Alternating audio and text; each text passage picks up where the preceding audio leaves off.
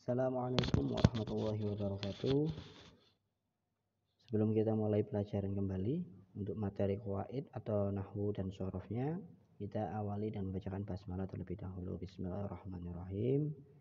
Baik, kita akan melanjutkan materi yang berikutnya, al-qaidah al-fi'lu wal harfu. Ini materi qaidah di Ad-Dars Tsani dengan maudhu'nya Sa'id bin Amir. Nah, ini materi qaidnya al-fi'lu wal harfu. Seperti yang sudah sahabat-sahabat kemarin pelajari, bahwa kalimat itu terbagi menjadi tiga. Ada kalimat isim, kalimat fi'il, dan kalimat huruf. Untuk kalimat isim sudah kita pelajari pada pelajaran yang pertama. Kemudian kita akan beralih ke yang kedua, yaitu kalimat fi'il dan huruf. Al-qaidah, al-fi'lu, wal harfu. Oke, kita langsung lihat ke diagram dulu ya. Di sini kita akan membahas beberapa materi yang berkaitan dengan fi'il dan huruf ya. Di sini ada fi'lun, madin, mudhari, amrun. Madi seperti dhahaba, mudhari seperti yadhabu, amrun seperti idhab. Kemudian harfun, kalimat huruf, kita lihat garisnya. Pertama, harfun yadkhulu 'alal ismi faqat. Huruf ya, kalimat huruf yang masuk hanya pada kalimat isim saja seperti ila, ala, min gitu. Kemudian yang kedua, harfun yadkhulu 'alal fi'li faqat. Huruf yang masuknya hanya kepada kalimat fi'il atau hanya bisa berfungsi pada kalimat fi'il seperti qad, sin, saufa. Berikutnya, harfun yadkhulu 'alal ismi wal fi'li. Huruf yang masuk kepada isim dan juga fi'il ya. Isim dan juga fi'il seperti wawu ya, fa dan juga summa. Oke. Kita lanjutkan ya. Al-mabahis pembahasannya adalah sebagai berikut ya. Ini saya akan menerjemahkan materi yang Arabnya itu ya, yang Arabnya ini. Kalau nanti salah ya kita bisa mohon untuk dikoreksi sama-sama. Al-fi'lu salah satu anwa'in madin wa mudhari'in wa amrin. Fi'il itu terbagi menjadi tiga macam ya. Ada tiga macam yaitu madi, mudhari' dan juga amr. Satu, fi'il madi, kalimat yang menunjukkan atas suatu pekerjaan ya pada zaman atau pada masa yang telah lalu, seperti wasola, hadoro. Wasola artinya sudah sampai, hadoro artinya sudah datang atau sudah hadir. Kalau sudah berlalu itu berarti masuknya dalam kategori fi'il madhi. Kedua, fi'il mudhari. Kalimat yang menunjukkan pada pekerjaan yang dilakukan pada masa saat ini atau nanti ya. Kalau madhi itu masa dulu dan mudhari adalah masa ini, masa saat ini dan masa nanti. Mislu adrusu a'rifu ya. Adrusu saya sedang belajar atau saya akan belajar.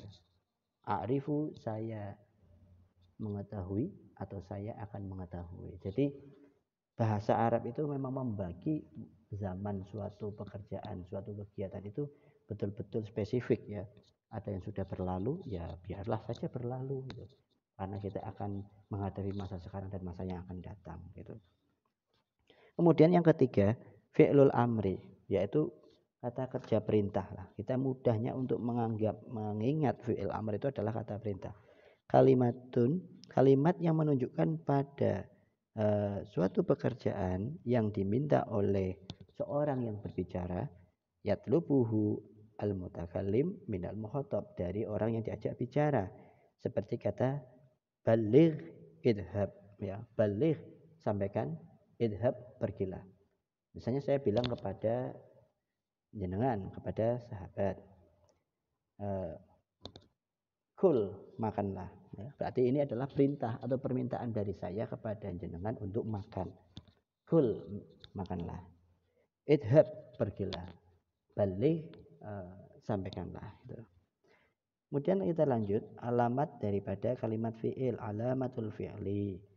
Yang pertama, alamat kalimat fi'il itu adalah memiliki tak fa'altu atau tak pada yang menunjukkan makna mutakalim.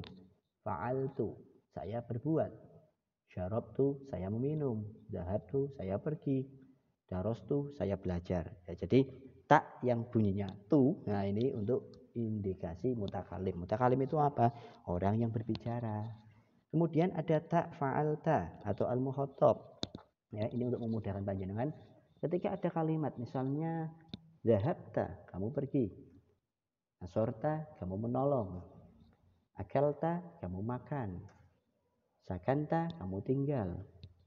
Ya. Kemudian misalkan yang lain lagi, darosta, kamu belajar. Jadi ta di situ itu adalah alamat dari kalimat fi'il, yaitu tak untuk menunjukkan makna mukhatab.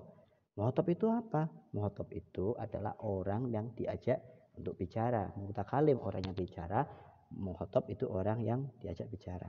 Kemudian yang harus kita perhatikan bahwa fa'alta dalam tak mukhatab itu menunjukkan pada muzakkar.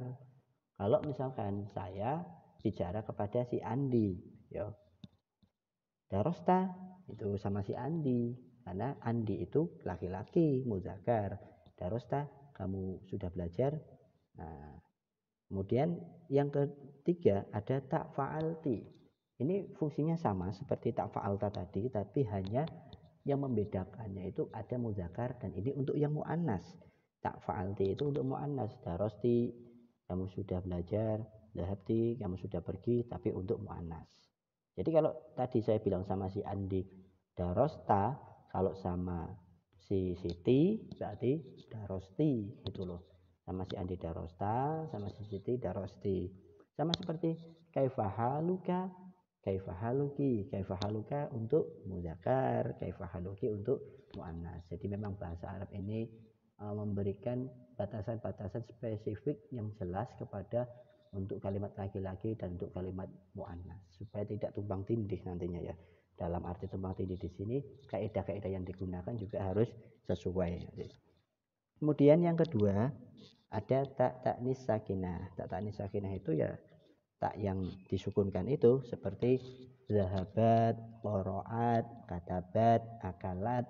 Jadi kalau jenengan melihat kalimat-kalimat ya yang ada tak taknis sakinahnya kayak gitu, kemungkinan besar bisa dipastikan kalimat tersebut adalah kalimat fi'il seperti tolabat Fatimatu, tolabat itu ya, atau misalkan asyad, yaitu berarti asya itu adalah kalimat fi'il. Kemudian yang ketiga ada qad ya, qad yaskunu, qad qala, yang paling kita kenal itu ada qad qamatis shalah, qad qamatis shalah. Nah itu ya, qad qamatis shalah, qad qamatis shalah itu ada dua alamat fi'il sekaligus. Yang pertama qad, yang kedua tak taknis ya. Qama itu kalimat fi'il, qama kemasukan qad, qad qama. Nah, karena as-shalah itu muannas maka qoma pun harus bersifat muannas dengan memberikan tak taknis qad qomat as-shalah. Qad qomatis shalah, qad qomatis shalah, dibaca wasol akhirnya muncul harokatnya ya. Yang keempat ada sin dan saufa ya, ada sin dan saufa. Seperti contohnya sa'audu, sayadhabu, sa'arifu, saufa ta'lamu ya. Sa'audu, saya akan pulang. Sayadhabu, saya akan pergi. Sa'arifu, saya akan tahu. Saufa ta'lamu, barangkali mengerti.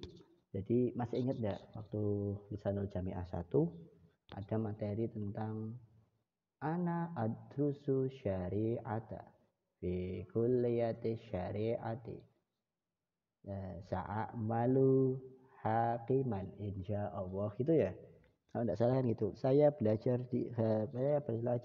kesyariahan di Fakultas Syariah dan insya Allah saya akan menjadi hakim. Lah itu sa'amalu itu kan a'malu itu kalimat fi'il, makanya bisa kemasukan sin ya. Kemudian beralih ke penjelasan tentang kalimat huruf. Al-harfu kalimatun yadharu ma'naha ma'a ghairiha minal kalimat. Seperti yang sudah saya sampaikan kemarin di materi sebelumnya, bahwa kalimat huruf itu adalah kalimat yang akan muncul maknanya, akan berfungsi maknanya, akan bermanfaat maknanya apabila bersama dengan kalimat yang lainnya. Tapi ini bukan berarti kalimat huruf tidak punya makna ya. Jadi kalimat huruf punya makna, hanya saja akan berfungsi dengan bagus, akan berguna dengan baik apabila bersama dengan kalimat yang lain seperti wawu, fi, la ya. Kemudian kalimat huruf terbagi menjadi 3 macam. Yang pertama, huruf yang masuk pada isim saja, harfun yadkhulu alal ismi faqat, itu yang pertama. Huruf yang masuk pada isim saja. Berarti kalau masuk pada isim saja, otomatis dia tidak bisa masuk kepada kalimat fi'il. Begitu juga nanti sebaliknya, ketika huruf itu hanya bisa masuk pada fi'il, maka dia tidak bisa masuk kepada isim. Kecuali nanti yang ketiga akan ada kalimat huruf yang bisa masuk ke dalam fi'il dan juga kepada isim. Nah, sekarang huruf-huruf atau kalimat huruf yang bisa masuk kepada kalimat isim saja itu apa? Di antaranya adalah min, ila, an, ala, fi, kaf, ba, inna, anna. Nah ini, jangan coba amati setiap kalimat bahasa Arab. Itu yang kemasukan min, ila, an, ala, fi, kaf, ba, inna, dan anna itu pasti kalimat isim. Tidak mungkin min yadhabu itu tidak bisa ya. Karena memang dari minal jinnati, dari golongan jin ya, wan nasi dan manusia. Nah ya. Minal masjidi harami ila masjidi lagi. Tidak bisa apa? Tidak bisa untuk kalimat fi'il, tidak bisa. Ya. Kemudian yang kedua, harfun yadkhulu 'alal fi'li faqat. Huruf yang masuk kepada kalimat fi'il saja. Nah ini kebalikan daripada tadi. Kalau tadi hanya bisa masuk ke isim, kalau sekarang bisa masuk ke fi'il tapi tidak bisa masuk ke isim. Seperti an, in, lan, lam, lamma, kai, likai ya. Jadi ada amil nawasib misalnya ayyakuna, iyyasya, layyanalu, nah itu layyanalul birra, itu lan itu bisa masuk hanya kepada kalimat fi'il saja ya. Kemudian yang ketiga, harfun yadkhulu 'alal ismi wal fi'li, huruf yang bisa masuk kepada isim dan fi'il seperti al wawu, huruf wawu, wal fa'u dan fa, summa. Nah, ini wawu itu bisa masuk kemana mana itu, ke isim bisa, ke fi'il bisa, ibaratnya ya fleksibel lah, banyak channel kalau wawu itu ya. Karena dia bisa masuk ke isim, bisa masuk ke fi'il.